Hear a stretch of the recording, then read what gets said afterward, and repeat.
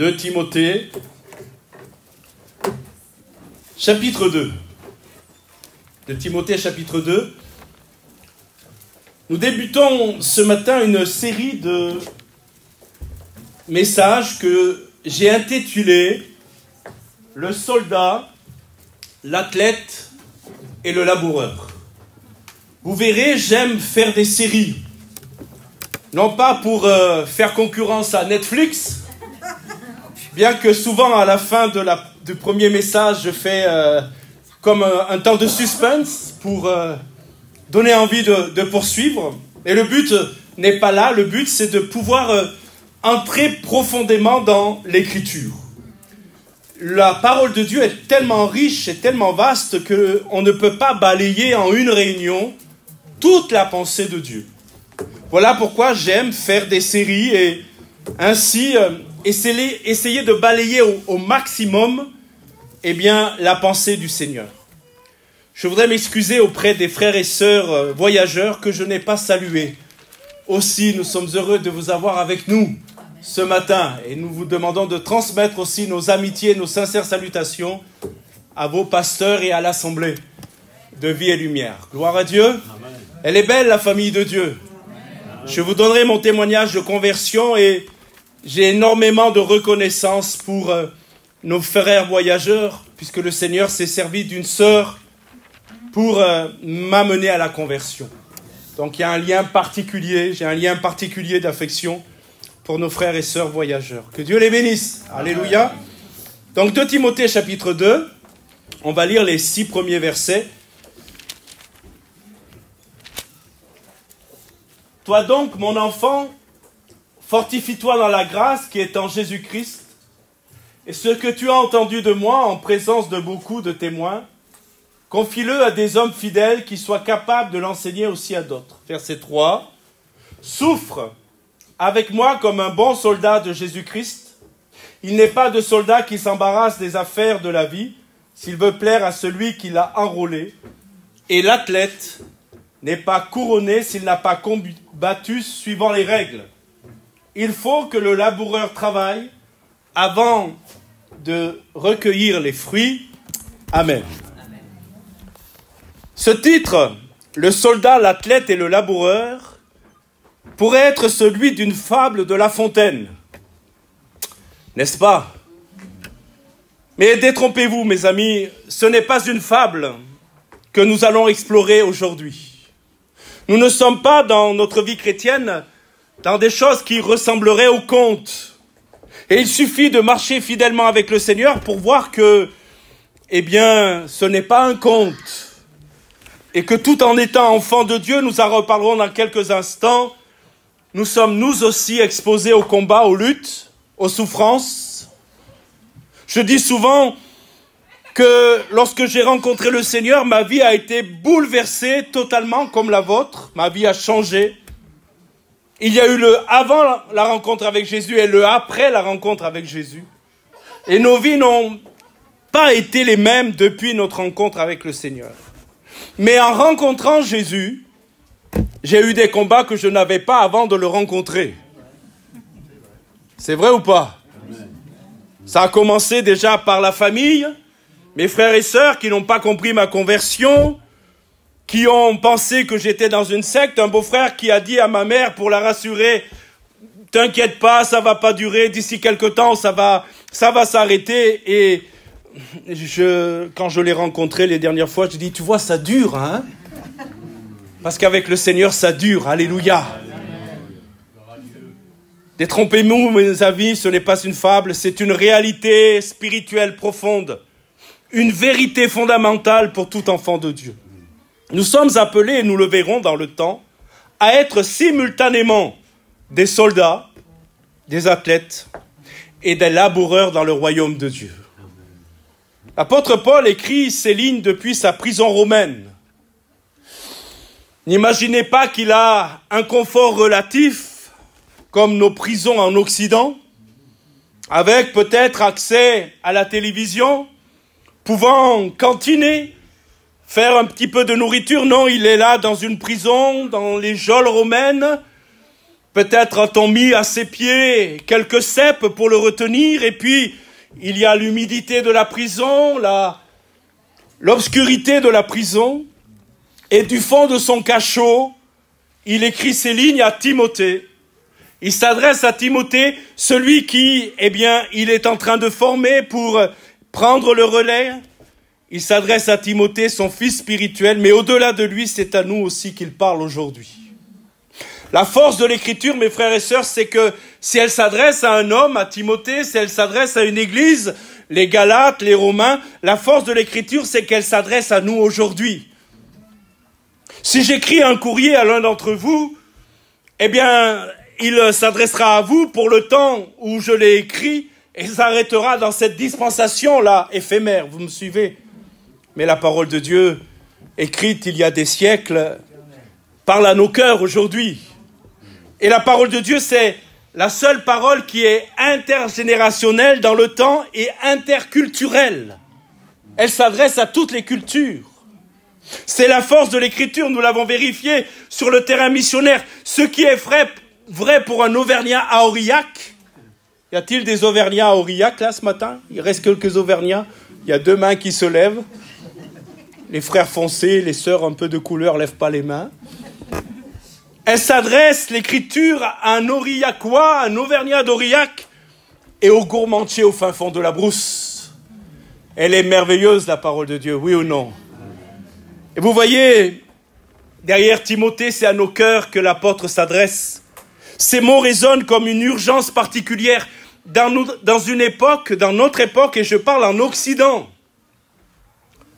Nous entendrons tout à l'heure des témoignages de ce que Dieu fait sous d'autres cieux, dans la persécution. Mais pour parler de l'Occident, pour parler de notre beau pays de France, nous vivons dans un temps d'urgence où le christianisme occidental semble parfois avoir perdu de sa vigueur et de son engagement. Faire le constat n'est pas être pessimiste, n'est pas dénigrer l'œuvre de Dieu en France, et pour guérir un mal, il faut d'abord poser le diagnostic, mes frères et sœurs. Jamais nous ne pourrons appliquer de traitement tant que le diagnostic ne sera pas posé. Mes frères et sœurs, je crois que notre pays de France, l'Église en France, a besoin d'un réveil spirituel. Amen. Je crois que nous avons besoin d'aller au-delà d'un engagement le dimanche matin, parce que marcher avec Jésus ne se résume pas à 2 heures le dimanche matin. C'est une réalité de tous les jours. Un appel de tous les jours, une vocation de tous les jours, un combat de tous les jours. Mais j'ai une bonne nouvelle, un combat où nous avons la victoire. Nous sommes les seuls combattants à savoir que dans le combat, il y a les luttes, nous en reparlerons, mais nous sommes les seuls combattants à savoir que la victoire est déjà remportée. Voilà pourquoi il ne faut pas s'effrayer, voilà pourquoi il ne faut pas fuir le combat. Il faut faire face au combat en sachant que la victoire est acquise au nom de Jésus. Amen. Aujourd'hui, nous nous concentrons sur la première de ces 3 images, le soldat. Savez-vous, mes frères et sœurs, que vous êtes des soldats? Alors vous allez me dire, mais pasteur, j'ai pas pris ma Kalachnikov, heureusement. Mais nos armes à nous sont spirituelles. Et tout à l'heure, pendant le jeûne et prière, on ne va pas jeûner et prier seulement, on va combattre le bon combat de la foi.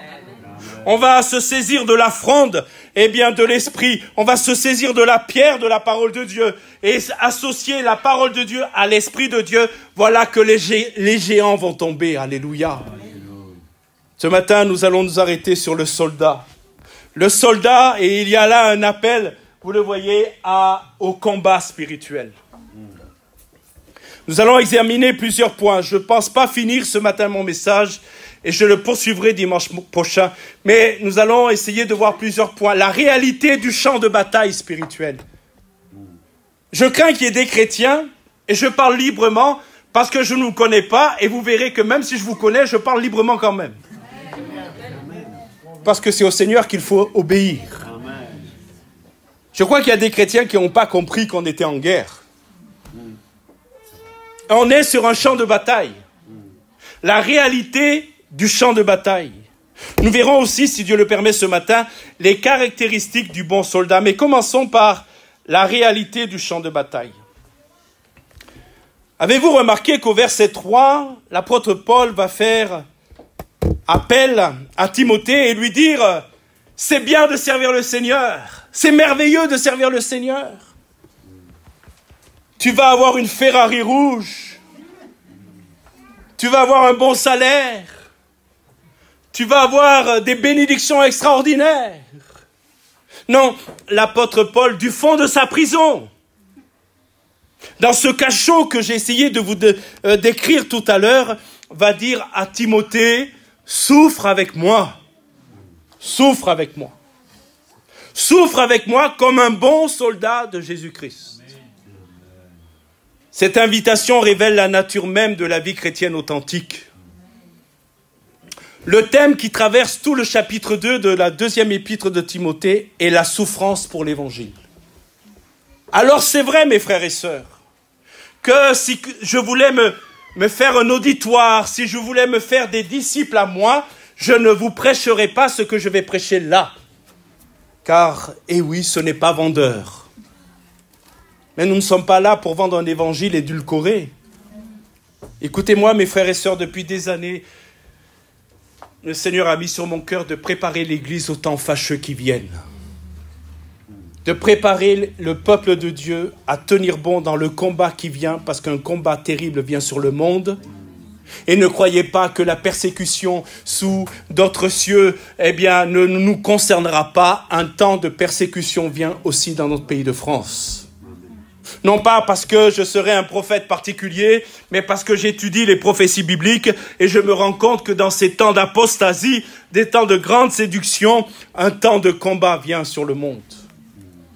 Alors acceptez de la part de votre pasteur qu'il vous prépare au combat. Amen. Car c'est ma responsabilité, c'est notre responsabilité avec Chantal, de vous préparer aux temps fâcheux qui viennent. Paul ne présente pas un christianisme édulcoré, un évangile de prospérité facile. Je le disais tout à l'heure, je le répète, j'ai eu des combats après ma conversion que je n'avais pas avant. Et d'autres combats ont été éliminés par le Seigneur. Il présente la réalité crue et authentique de ce que signifie suivre Christ dans un monde hostile. Savez-vous, mes frères et sœurs, que nous sommes dans un monde hostile? Savez-vous que le monde ne nous applaudit pas? Savez-vous que le monde nous hait? Le monde a de la haine pour l'Église. L'esprit du monde a de la haine pour l'Église. Et si vous n'en êtes pas conscient, le diable a de la haine pour l'Église. Le Seigneur Jésus a présenté l'Évangile d'une façon claire, authentique. Il a dit dans Jean chapitre 15, versets 18 et 19, je lis le texte, « Si le monde vous hait, a de la haine pour vous, sachez qu'il m'a haï avant vous. Si vous étiez du monde, le monde aimerait ce qui est à lui. Mais parce que vous n'êtes pas du monde, et que je vous ai choisi du milieu du monde, à cause de cela, le monde vous hait. » Le jour où le monde vous aimera, posez-vous des questions. Si vous êtes ami du monde, vous n'êtes plus l'ami de Dieu.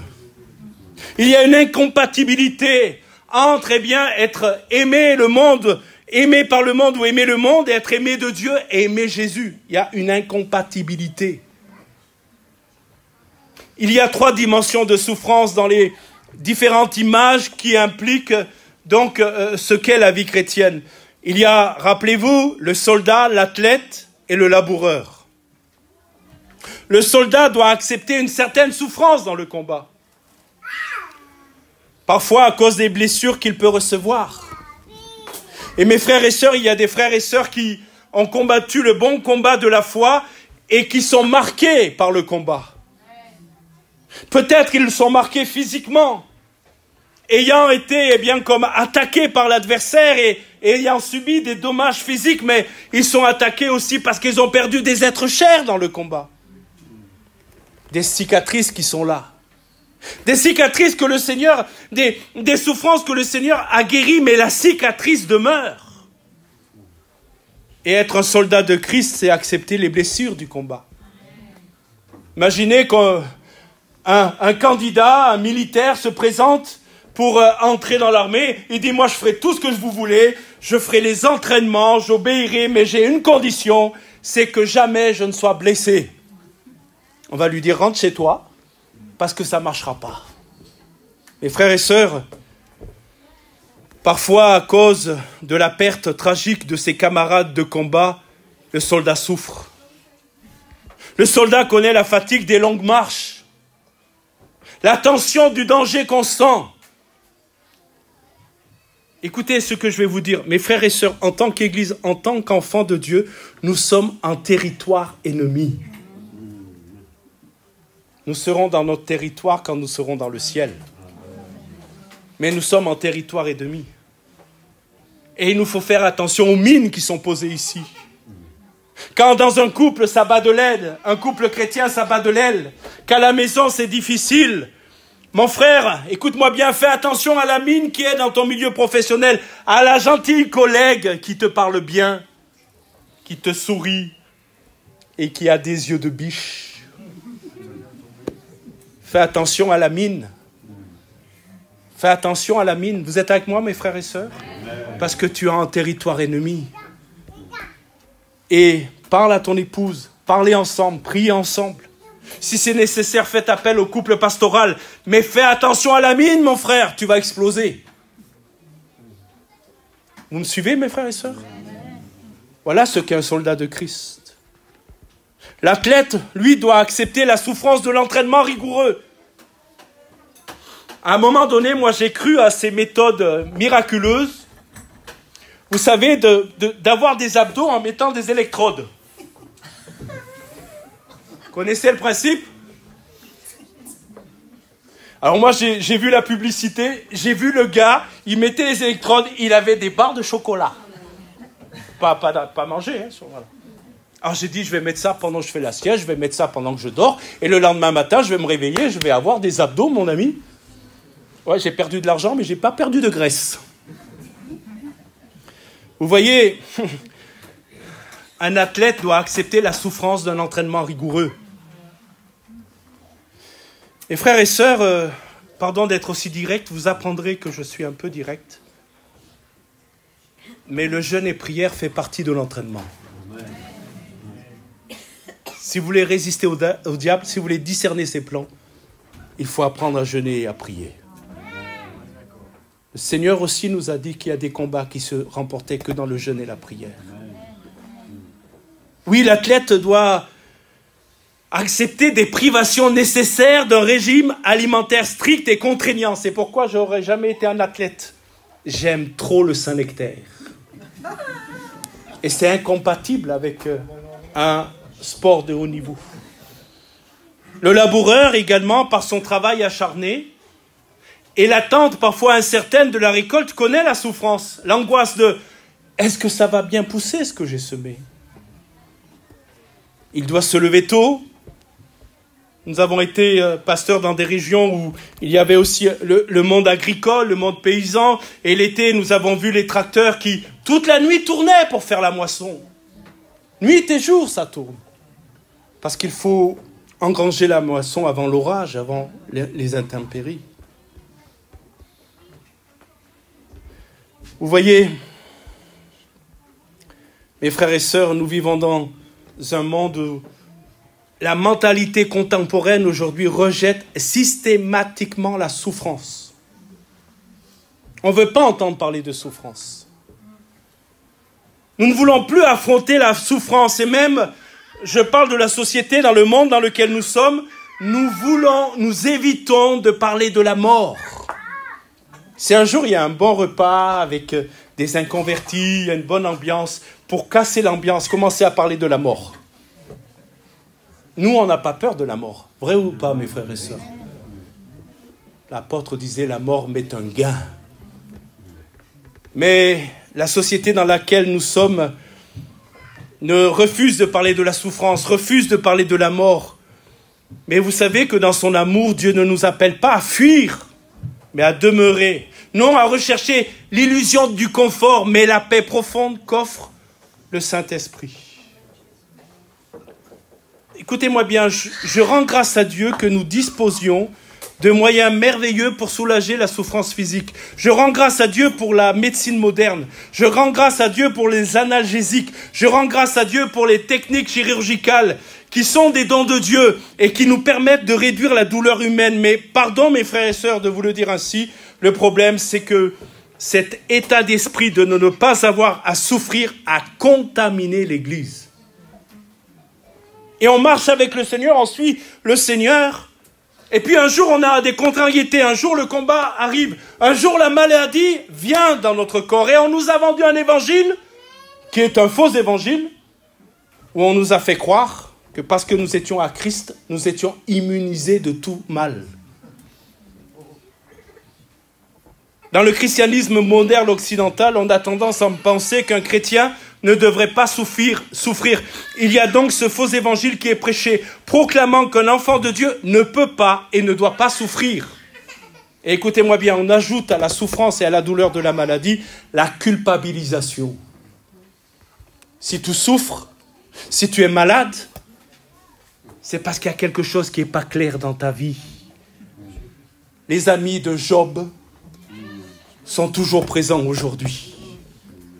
Et on ajoute à la douleur la culpabilité. C'est cette fameuse théologie de la prospérité dont vous avez entendu parler. Faux évangile qui séduit des milliers, voire des millions de gens aujourd'hui. Cette théologie de la prospérité, cette prédication du bien-être garanti. Et je fais une courte parenthèse, souvent ceux qui prêchent ça vous disent que si tu me donnes de l'argent, tu seras encore plus béni. C'est la vérité. Et il faut dénoncer ces choses.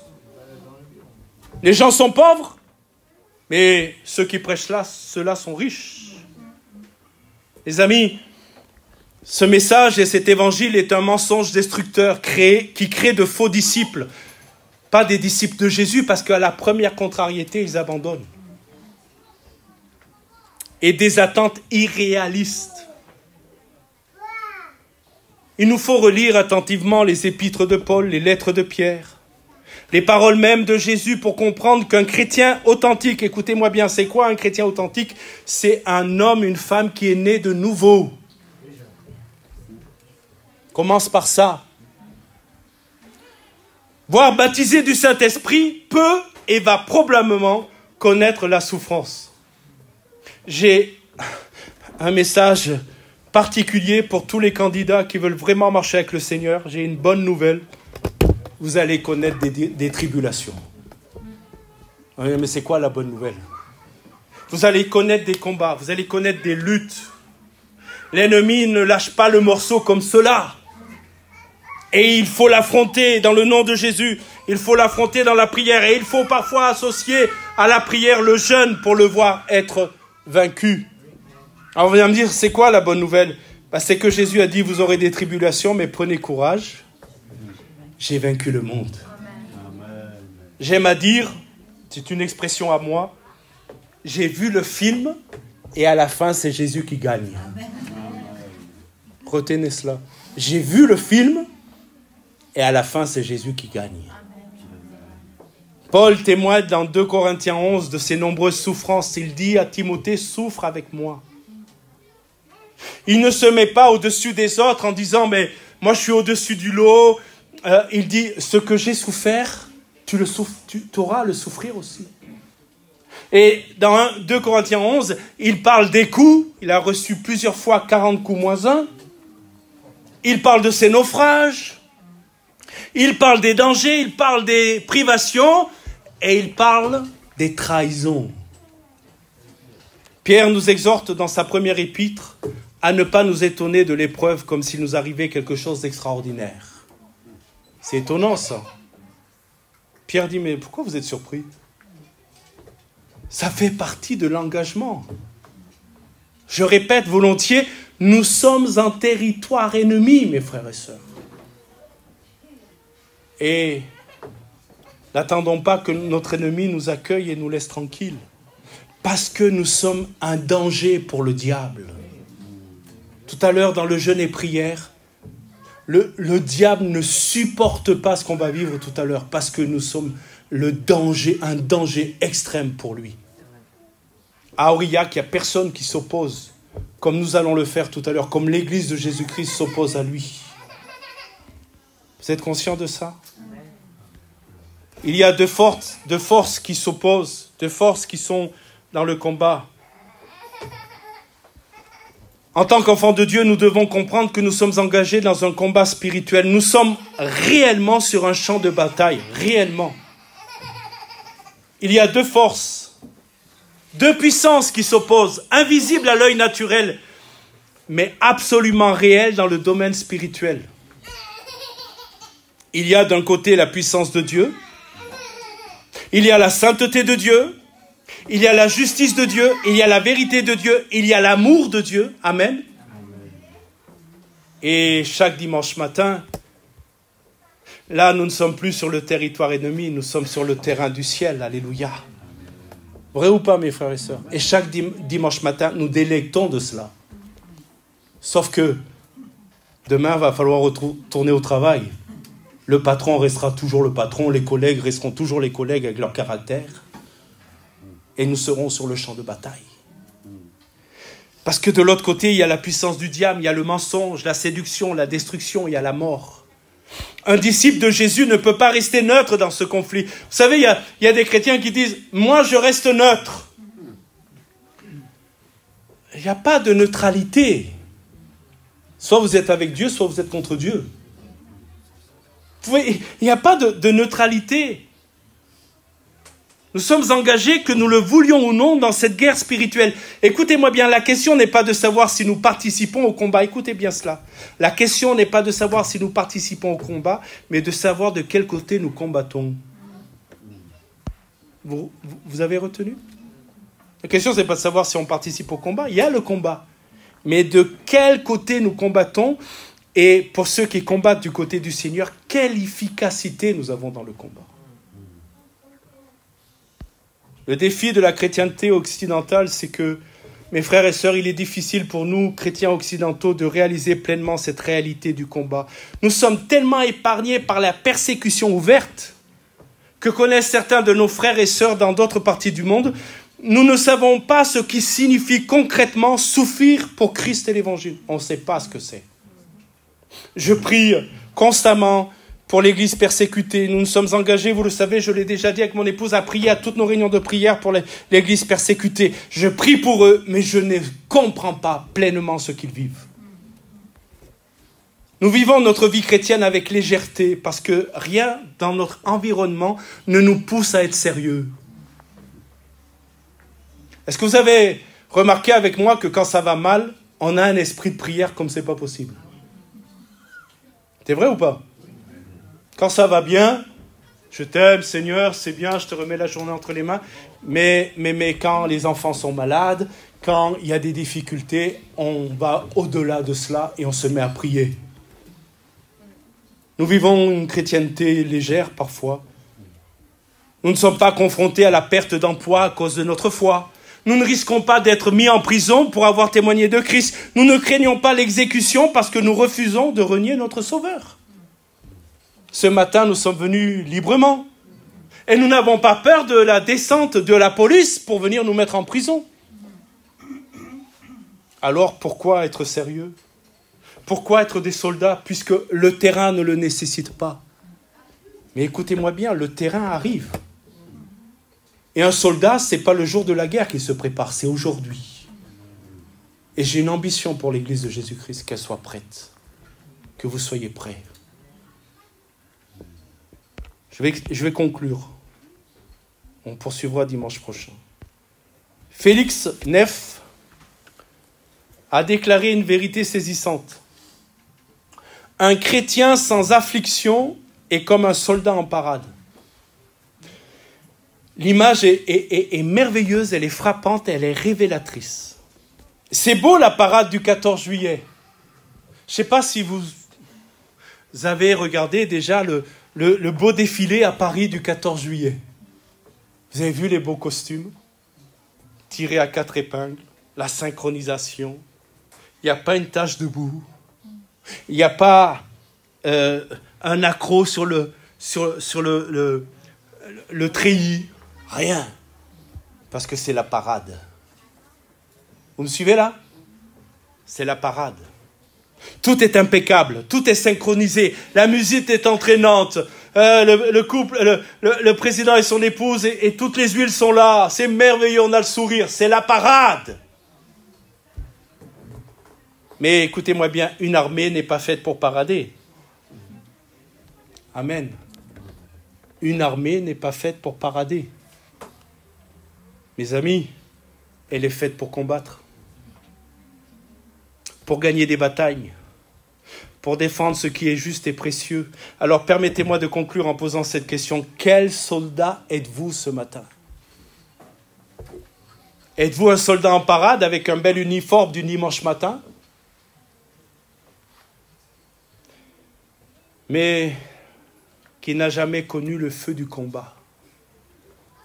Ou êtes-vous un soldat aguerri, marqué par les batailles, mais terriblement efficace dans l'œuvre de Dieu? Mes frères et sœurs, je crois que Dieu veut susciter une armée qui combat. Vous êtes avec moi, mes frères et sœurs? Une église qui combat. Pas une église, qui vient parader le dimanche matin. Un costume clair, pas un accro, mais une église qui sait ce que c'est que le terrain. Une église qui a goûté au feu du combat. Mais écoutez-moi bien, une église qui a remporté la victoire. Parce que j'ai une bonne nouvelle. Je répète, j'ai vu le film. Et à la fin, c'est Jésus qui gagne. Alléluia. On poursuivra la semaine prochaine sur le soldat. Puisque nos sœurs doivent intervenir, je veux m'arrêter là. Et la semaine prochaine, on continuera sur le soldat. Après, on passera à l'athlète et au laboureur. Ça, c'est comme Netflix, on annonce le prochain épisode. Pour dire, je veux y être, pour suivre, quoi. Alléluia. On peut remercier le Seigneur.